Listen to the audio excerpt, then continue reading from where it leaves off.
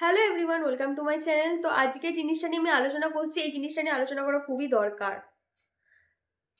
তো শুরু করা যাক। এই যে আমরা প্রত্যেকটা মেয়েই বলি যে ছেলে মেয়ের অধিকার সমান সমান, আমিও কিন্তু সেটাই মনে করি যে ছেলে মেয়ের অধিকার সমান সমান। কিন্তু ভাই আমার না কিছু কিছু মেয়ের ক্ষেত্রে একটু অবজেকশন আছে। যেমন ধরো একটা এক্সাম্পল দিচ্ছি, কোনো জেনারেল টিকিটের লাইন পড়লো না, কিছু মেয়ে কি করে বলো তো, আগে গিয়ে টিকিট কাউন্টার সামনে থেকে ফট করে টিকিটটা কেটে বেরিয়ে যায়। কেন ভাই? ছেলে মেয়ে সমান সমান অধিকার।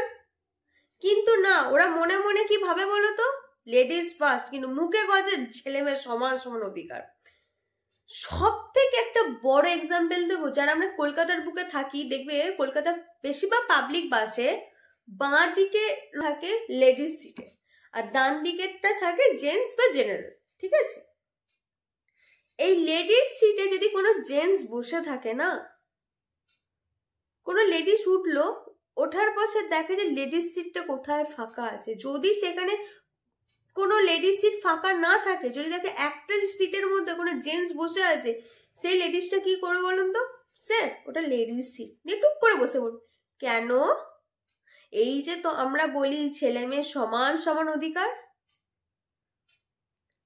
যেমন আরো কটা এক্সাম্পল দিচ্ছি, তাদের বৃদ্ধ বাবা মাদেরকে দেখার ক্ষেত্রে হয় বেশিরভাগ জিনিস সম্পত্তি ভাগের ক্ষেত্রে চলে যাবে ছেলে মেয়ের সমান সমান। কিন্তু হ্যাঁ, সেই বাবা মাকে দেখার ক্ষেত্রে কি হয় বলতো, দাদা আছে তো, ভাই আছে তো, ওরা দেখে নেবে। আমি বলছি না যে সব মেয়ে দেখে না, কিছু কিছু মেয়ের ক্ষেত্রে বলছি। কি করে বলতো, শ্বশুরবাড়ির কোনো একটা থ্রু দিয়ে অসুবিধা আছে, এই আছে বলে সেই বাবা মাকে দেখে না।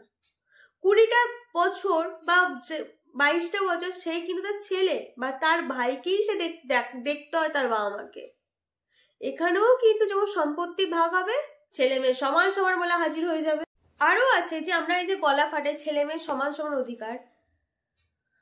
আচ্ছা, কোনো গভর্নমেন্ট সার্ভিস ছেলে তার ডিভোর্স হলো, সেই ছেলেটা কিন্তু তার একটা স্যালারির পার্সেন্টেজ কিন্তু একটা মেয়েকে দেয়, মানে তার এক্স ওয়াইফকে দেয়।